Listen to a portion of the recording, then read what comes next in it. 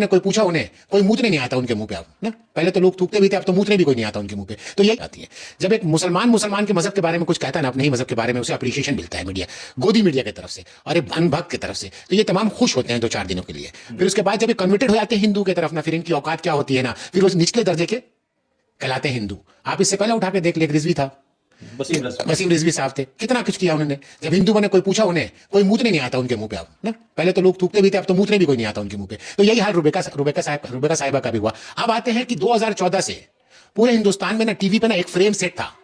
Frame क्या set था? जिसकी दाढ़ी है, जिसके सर पे टोपी है, उसे मुल्ला का खिताब दिया गया। मुल्ला का खिताब ऐसे नहीं मिला है, मौलाना का खिताब ऐसे नहीं मिलता है।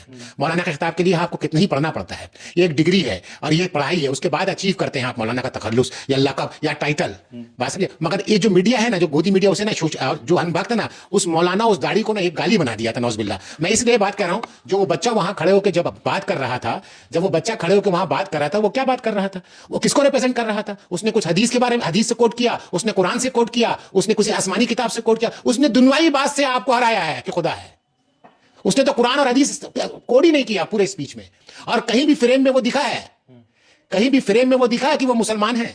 वो पूरे फ्रेम में हिंदू, मुस्लिम, सिख, ईसाई, जैन और तमाम के तमाम मजहब को वो लीडर था वहां पर, और तमाम के तमाम मजहब का वो कायद था। वो तमाम के तमाम मजहब का वो वहां पर नुमाइंदा था, और तमाम के तमाम मजहब को वो दिखाया कि मैं एक तमाम के तमाम मजहब में खुदा है। उसने ये बात को साबित की।